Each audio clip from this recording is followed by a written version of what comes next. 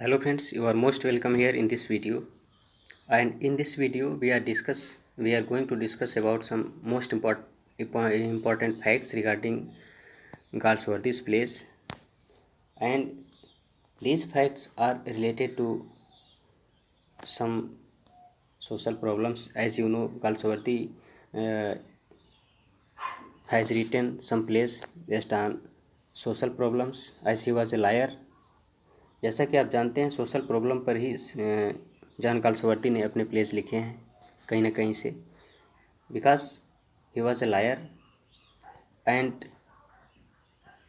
Had seen all the incidents that we are happening in the society.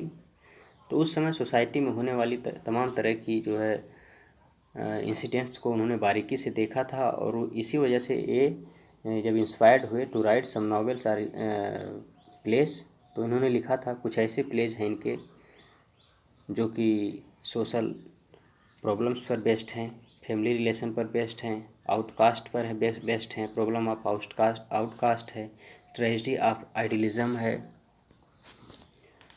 And cast feelings पर based हैं।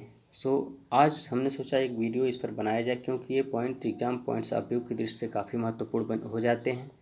तो आइए एक छोटा सा वीडियो डेडिकेटेड है गाल्सवर्दी के कुछ मोस्ट इम्पॉर्टेंट जो प्लेस हैं उस पर आधारित फैक्ट्स पर बेस्ड है। तो आइए देखते हैं। जैसा कि यह वीडियो यूपी पीजीटी के लिए डेडिकेटेड है, तो आइए देखते हैं क्या फैक्ट्स हैं ये।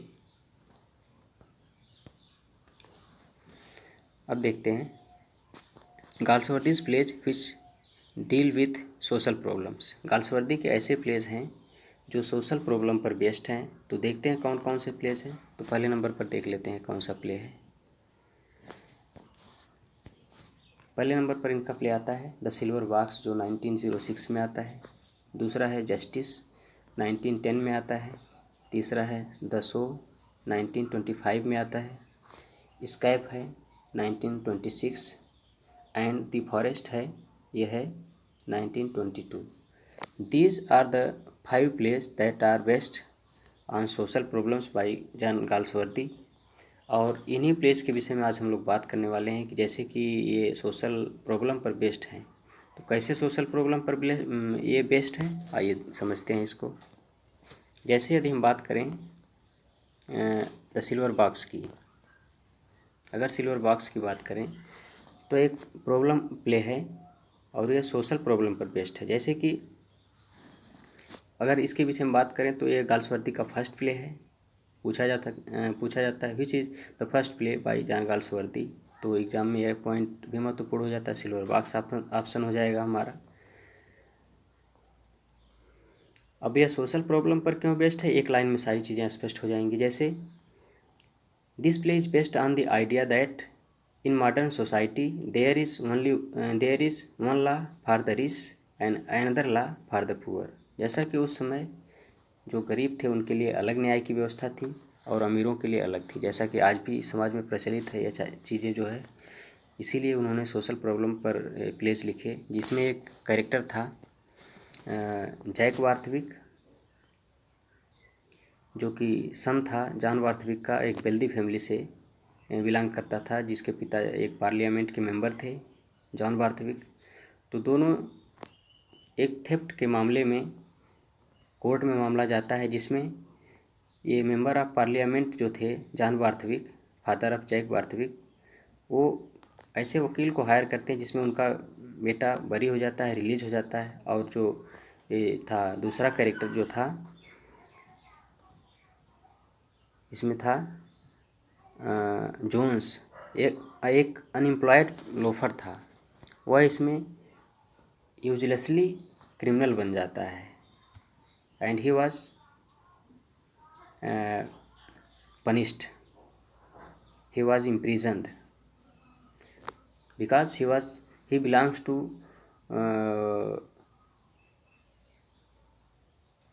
Poor society.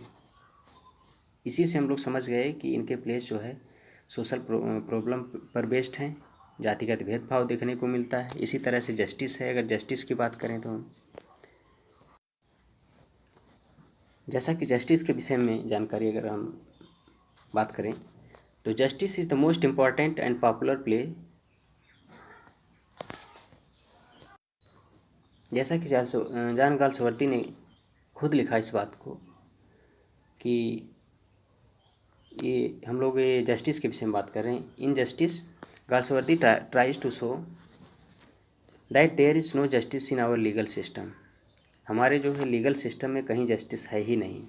Law is blind malignant force which crushes down an innocent person under its iron heel. It is heartless, mechanical process and pays no attention to human feelings. Society has no attention to human feelings. और यह play है about the tragedy of character Falder who is a clerk in the firm of James, जो कि एक James How और Walter How का एक firm है जिसमें वह क्लर्क है। And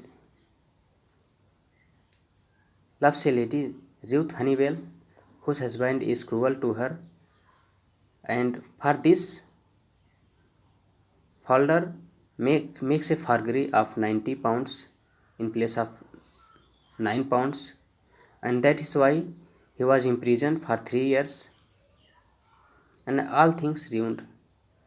In this way we say, हम देखते हैं कि justice itself plays a role of villain, although there is no villain in this place, but justice itself a villain in this play and is responsible for tragedy. The real villain is law which is blind in this play.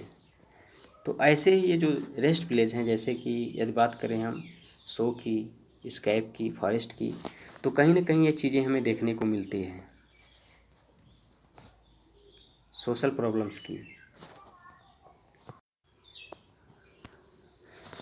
और यदि हम बात करें स्कैप की, जो कि 1 minute, जो कि आया था 1926 में, इसमें था this play deals with the social injustice and shows the cruelty of society towards a person. ये सोशल इनजस्टिस दिखाता है, इससे हमें पता लगता है सोशल इनजस्टिस के विषय में। That shows cruelty of society towards a person, ये सोसाइटी की क्रुअल्टी को दर्शाता है किसी एक व्यक्ति के खिलाफ। जैसे he comes out of a prison, वह व्यक्ति प्रिजन से रिहा होता है आफ्टर कंप्लीटिंग हिज टर्म्स, अपनी सज़ा के बाद। ए person who is escape from the prison is received by society with open arms, open arms के द्वारा उसे बड़ा अच्छे ढंग से उसका स्वागत किया जाता है। While a person who comes out of prison after completing his terms is subjected to endless trouble, ढेर सारी समस्याओं का सामना करना पड़ता है उसे। तो this place social injustice, social problems in societies, जिसके विषय में हमने बात की। अभी अगर शो के विषय में बात कर लें हम, तो शो है, 1 मिनट, अगर शो के विषय में हम बात करें और अगर शो के विषय में हम बात करें तो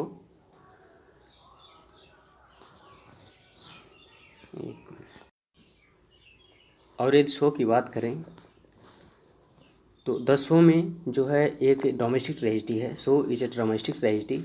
इन this play dramatist John Galsworthy criticises a journalist, एक जर्नलिस्ट की आलोचना करते हैं, who delight in spreading scandals about the private lifes of important people, जो कि इनोसेंट पीपुल हैं या इम्पोर्टेंट जो कुछ लोगों के विषय में ये जो है गलत र्यूमर्स को स्प्रेड करता है। ये जर्नलिस्ट है जो कि about privates life of important people, कुछ लोगों के जो प्राइवेट लाइफ्स को जो है ये जर्नलिस्ट जो है स्प्रेड करता है, जो कि मिसयूज करता है। तो it's also a social problem.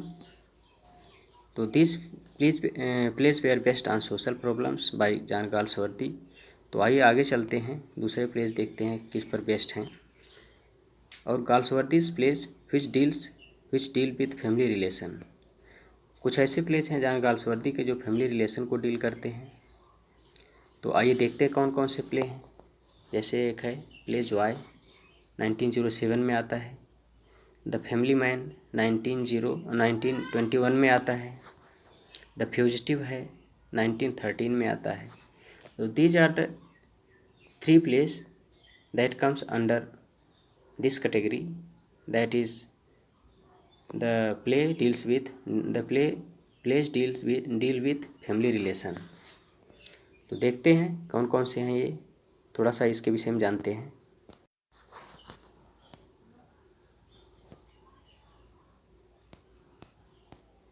अब देखते हैं जॉय के विषय में थोड़ा सा। Joy this play shows the stress and strain of a young girl. She is growing into lover and woman. She is also play of it is also a play of family relation।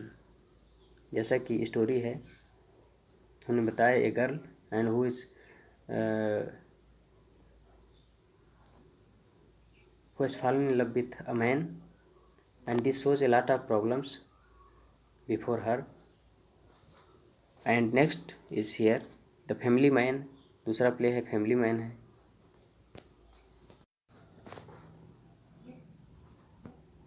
ऐसे ही दूसरा play है the family man, और तीसरा है the fugitive. तो थोड़ा सा fugitive के विषय में बात कर लेते हैं, क्या है ये।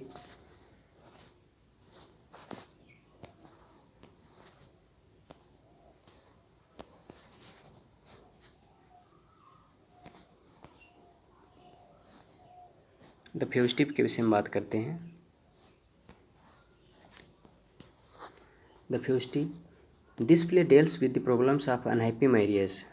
यह प्ले एक अनहैप्पी मैरिज को दर्शाता है। Claire hates her husband and gives her love to another man. She has to lose her home, उसे अपना घर छोड़ना पड़ता है। And face the loss of respect of other people, तमाम तरह की समस्याएं होती हैं। Divorced proceeding and finally takes poison and dies. All these things happens with the girl and finally she takes poison and dies. So these are the plays that are based on family relation, and the rest play about which we are going to talk are as follow।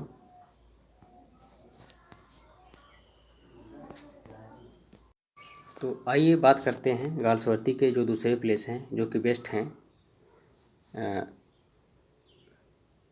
Tragedy of idealism पर। वो कौन कौन से हैं। पहला है इसमें the mob, जो कि 1913 में आता है। दूसरा है a bit of love. These are the 2 plays that are based on tragedy of idealism by John Galsworthy. और क्वेश्चन ऐसे भी पूछा जा सकता है which is the play by Galsworthy that is based on tragedy of idealism. तो 3 play दूसरे दे देगा और एक प्ले ये दोनों में से किसी एक प्ले का नाम दे देगा, जो कि हमारा आंसर हो जाएगा। या क्वेश्चन ऐसे भी पूछा जा सकता है कि which one is not the plays by Galsworthy that is based on social idealism. तो ये दोनों नाम दे देगा और दूसरे प्लेस रख दे देगा और नन ऑफ एबव कर देगा ऑप्शन। तो हमारा ऑप्शन उसमें जो दूसरा प्ले रखेगा उसका हो जाएगा। तो क्वेश्चन किसी भी तरीके से पूछा जा सकता है। तो आइए थोड़ा सा समझते हैं इसको। द मॉब में क्या है, इसमें थोड़ी सी समरी देखते हैं इसकी। This play is study of mentality of mob. यह प्ले मॉब की मेंटलिटी, भीड़ की मेंटलिटी को दर्शाता है। दैट हैज़ नो ब्रेन, जिसके पास ब्रेन नहीं होता है। It is carried away by the sentiment. यह सेंटिमेंट भावनाओं पर चलती है भीड़। And not moved by an idealist. एक आइडियलिस्ट के द्वारा, यह आइडियलिस्ट की अपील या रीजन पर यह नहीं चलती है, यह भावनाओं पर बेस्ड होती है। जैसे कि अभी आपने देखा जूलियस सीजर में, जैसे कि व्हेन सीजर वाज मर्डर्ड, तो स्पीच देता है ब्रूटस आकर के सबके सामने, भीड़ को मैनिपुलेट करना चाहता है और कर भी लेता है। लेकिन जब मार्क एंटोनी लास्ट में आता है तो उसकी स्पीच जो है भीड़ को मैनिपुलेट कर लेता है वो, और इस तरह से भीड़ अटैक कर देती है कॉन्स्पिरेटर्स पर। तो यही भी मॉब की मेंटेलिटी होती है, जिसमें अभी आगे यदि हम मॉब की बात करें तो स्टीफन मोर नाम का एक आइडियलिस्ट है। एंड इज़ अपोज्ड टू वार, जो कि वार के विरुद्ध है, युद्ध के खिलाफ है। पेरिसेज इन स्ट्रगल, और क्या होता है स्ट्रगल में, क्या होता है वह समाप्त हो जाता है। The war causes great destruction of human lifes, और युद्ध से काफ़ी नुकसान होता है मानव समाज का, जैसा कि आप लोग जानते हैं। एंड प्रॉपर्टी, ये ह्यूमन डिस्ट्रक्शन एंड प्रॉपर्टी दोनों का लॉस होता है। But countries on the verge of world war first, ये वर्ल्ड वार फर्स्ट को दर्शाता है, जिसमें a large number of people were in favour of it, जो कि ढेर सारे लोग युद्ध के पक्ष में थे।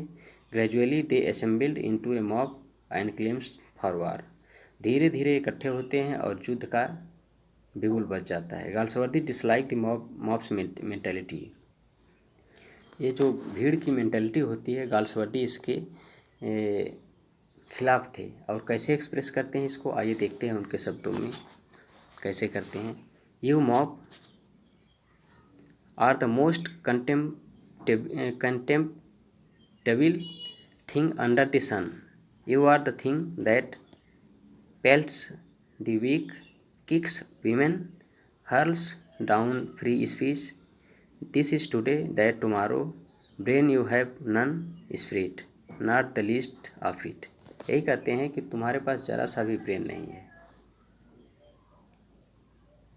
और इसमें स्टीफन मोरे जो है कैरेक्टर है, एन आइडियलिस्ट है, जो कि हीरो है ऑफ द प्ले। तो थोड़ा सा इस हमने मॉब के विषय में थोड़ी सी जानकारी मिली इससे हमें। तो और आगे देखते हैं, जैसे ए बिट ऑफ लव है, थोड़ा सा इसके विषय में भी जान लेते हैं। ए bit of love, this play deals with idealism, जैसे कि ये प्लेस हैं जो द मॉब और ए bit of love tragedy of idealism पर बेस्ड हैं। तो यदि हम बात करें ए बिट ऑफ लव की, तो this play deals with idealism. Michael is a saintly clergy, एक सेंटली क्लर्जी है वो Michael. He is an idealist and protagonist of the play, और प्रोटागनिस्ट है इस प्ले का। तो these were the most important facts regarding the tragedy of idealism, and related plays are the mob and a bit of love। तो आइए आगे चलते हैं, जो दूसरे प्लेज हैं थोड़ा सा उनके विषय में बात करते हैं। Galsworthy's plays deal with caste feeling, Galsworthy के कुछ ऐसे प्लेज हैं जो कास्ट फीलिंग को दर्शाते हैं, कास्ट फीलिंग पर बेस्ड हैं। तो आइए, जैसा कि आप सभी लोग जानते भी हैं इस बात को कि गाल्सवर्दी सोशल प्रॉब्लम पर ही अपने प्लेस लिखते थे, because he was a lawyer. उनके पिताजी भी लॉयर थे और चाहते थे कि यह भी एक अच्छे वकील बने। Although he was not willing, he was not interested in law, yet he was forced to take the law. And after that when he saw the social problems, he wrote some novels and plays inspired by his wife, and these plays are based on social problems, and these social problems are various in forms as tragedy of idealism, social family relation, and as I have above discussed about these facts। तो आइए चलते हैं, थोड़ा सा बात कर लेते हैं जो कास्ट फीलिंग पर बेस्ड हैं, इनके प्लेस हैं जो गाल्सवर्दी के, थोड़ा सा बात करते हैं कौन कौन से हैं। तो इसमें है द एल्डेस्ट सन, जो कि 1909 में आता है, और दूसरा प्ले है लॉयल्टीज़, जो कि 1921 में आता है। तीसरा है द स्किन गेम, 1919 में आता है। चौथा है बीवर, इसके विषय में सत्र यहाँ पर टाइपिंग एरर हो गई है, नहीं दिया गया है। तो तीसरा वाला देख लेते हैं, एक और देखते हैं स्ट्राइप है, जो कि 1909 में आता है, it's very famous. And the last one is the foundation, 1917 में आता है। तो थोड़ा सा इस प्ले के विषय में थोड़ा सा हम बात करेंगे आगे आने वाले में इसमें। तो आइए देखते हैं।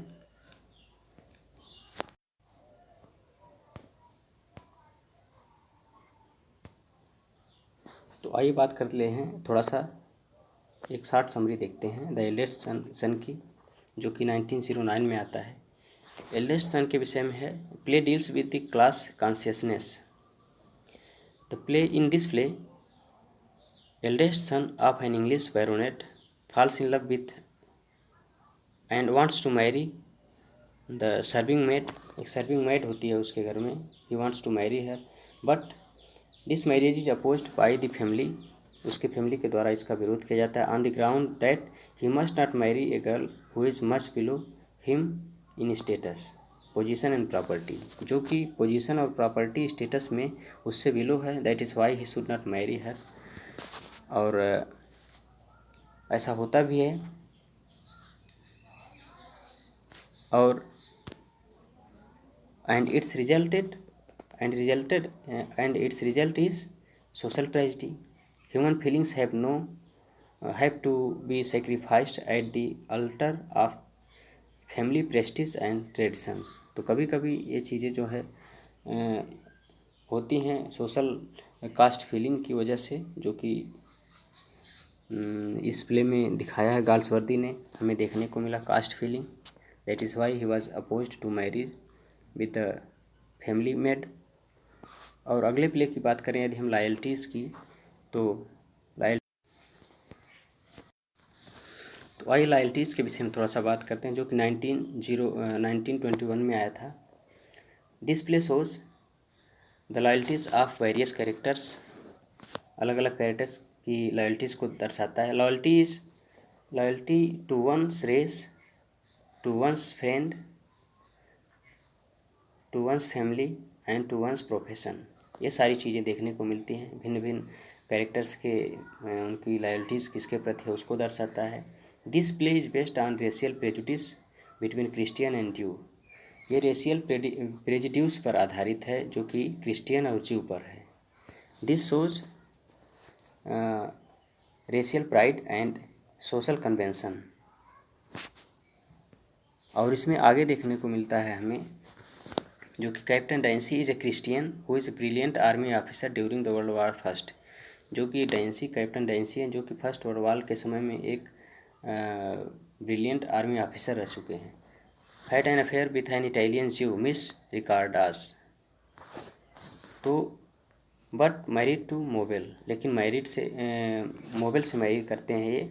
Mister Ricardos blackmail officer and takes 1000 pound for which Dancy has to give mare name Rosemary to de Levi's.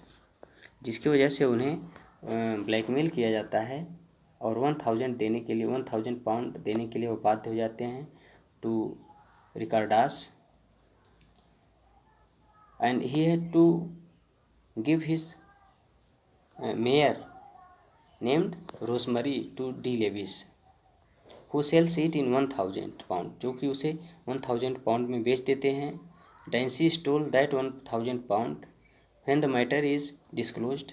लेकिन जब 1000 पाउंड में उसको बेच देते हैं डी लेविस को, अपनी मेयर को, तो बाद में क्या करते हैं, captain Dancy stoles this 1000 pound when the matter is disclosed. जब मैटर डिस्क्लोज होता है, एवरीबडी डाउट्स ऑन डेंसी, सभी लोग डाउट करने लगते हैं डेंसी पर। And trial begins in which Dancy is punished, जिसमें डेंसी को ट्रियल में सज़ा मिलती है। एंड फाइनली कमिट्स सुसाइड, और अंत में सुसाइड कर लेते हैं। But his wife Mabel remains faithful and his friend Calford to remain faithful. तो ये सारी चीज़ें हमें देखने को मिली हैं इसमें। कास्ट फीलिंग देखने को मिली, जैसे ज्यूज और क्रिश्चियन के बीच। इसी तरह से स्किन गेम है। यदि स्किन गेम की बात करें हम, स्किन गेम जो कि 1919 में आता है, 1919 में आता है। यह भी जो है एक कास्ट फीलिंग पर बेस्ड है, प्ले है गाल्सवर्दी का। It's very important play by Galsworthy. This play depicts the clash between two classes. यह दो क्लासेस के बीच के जो क्लैश हैं उसको दर्शाता है। Old noble and aristocracy and the new rich class of honour of the industry. Old nobles हैं and aristocracy and the new rich class of honour of the industry. Hillcrist हैं who represents the landed and aristocracy of England, जो कि England की aristocracy को दर्शाते हैं। And Hornblower newly rich industrialist, जो Hornblower हैं अभी जल्दी से इंडस्ट्रियलिस्ट हुए हैं। The clash is two by the firm, और एक क्लैश होता है एक फर्म को लेकर के, जो कि firm sentry. In this play mister Hill writes और इसमें जो है मिसेज हिलक्राइस्ट जो हैं, एमी जो हैं, spreads scandal about the past of Hornblower's daughter in law, जिसका नाम है क्लो, और जो वाइफ ऑफ चार्ल्स हैं, who tries to commit suicide and both the family are ruined। और इस तरह से दोनों फैमिली जो है ruin हो जाती हैं। Who touches pitch shall be defiled, motto of the play. यह प्ले का मोटो है, who touches pitch shall be defiled, this is the motto of the play. तो इसी तरह से ये जो स्ट्राइफ है, अगर आप देखेंगे आगे चल करके, थोड़ा सा स्ट्राइफ के विषय में बात करते हैं जो कि काफ़ी महत्वपूर्ण है। तो आइए थोड़ा सा बात करते हैं स्ट्राइफ के विषय में, जो कि 1909 में आया था। Strife is the second play of Galsworthy dealing with the conflict between capital and labours. ये कैपिटल और लेबर्स के बीच के जो कन्फ्लिक्ट को दर्शाता है। स्ट्राइफ मीन्स जैसा होता है, हड़ताल कहते हैं जिसको, स्ट्राइफ होती है एक, स्ट्राइक जिसको कह सकते हैं हम। And it was between the capital and labours. The story is of a strike in the Trenartha tin plate. Trenartha tin plate works पर जो है कि स्टोरी है ये। Strike is on the Trenartha tin plate works situated on borders of England and Wales, जो कि England और Wales के बॉर्डर पर स्थित है ट्रिनार्था टिन प्लेट, वहाँ पर स्ट्राइक होती है। The strike in the factory has been going on for previous 5 months, और यह स्ट्राइक पिछले 5 महीने से चल रही थी। But continues due to the adamant attitude of 2 men, और यह लगातार 5 महीने से इसलिए चल रही थी कि 2 व्यक्ति थे, जिसमें जॉन एंथोनी था, chairman of the company, and Roberts the leader of the workers. ये जो चेयरमैन कंपनी का था जॉन एंथोनी, और जो वर्कर्स का लीडर था रॉबर्ट, ये दोनों काफ़ी जिद्दी थे। The leader of the workers Robert, और इस रॉबर्ट की जिद की वजह से वर्कर्स की अगर बात करें हम, the family of workers are penniless, सब पैसे नहीं होते हैं इनके घर में स्ट्राइक चलने की वजह से, काम वाम तो बंद था इनका, स्ट्राइक लगातार 5 महीने से चल रही थी। And a great distress, penniless and a great distress थी, but had been striking without support of the union due to Robert. लेकिन इन सब के बावजूद भी ये रॉबर्ट की जो है जिद की वजह से ये सब इसको सपोर्ट कर रहे थे workers. At the end of the play, और प्ले के अंत में, Annie the wife of Robert dies of cold and hunger, भूख और ठंड से मर जाती है। रॉबर्ट की जो है वाइफ थी एनी। एंथोनी रिमेंस, ये जो एंथोनी था चेयरमैन, रिमेंस स्टबर्न, अब भी अपनी जिद पर अड़ा हुआ है। And voted down in the board and resigns his position, अपनी पोजीशन से रिजाइन दे देता है। Harness a trade union officer sums up situation, a woman dies a dead and 2 best man both broke. एक वुमेन डेड हो जाती है and 2 best man broke हो जाते हैं। तो इस तरह से ये प्ले सोच करता है, ये दिखाता है हमें जो है कन्फ्लिक्ट है जो चल रही है यहाँ पर कास्ट फीलिंग की। ये सारी चीज़ें देखने को मिलती हैं हमें। ये जो प्लेज हैं जैसे एल्डेस्ट सन है, रॉयल्टीज है, द स्किन गेम है, द वीवर्स है, स्ट्राइफ है, द फाउंडेशन है। थोड़ा सा बात किया हमने इन प्लेस के विषय में। तो this were the very most important facts regarding such plays by John Galsworthy. I hope you will like it, and if you like this video, don't forget to like, share and subscribe this channel, and stay connected with this channel, and very soon I will come back with another video. तब तक के लिए जय हिंद,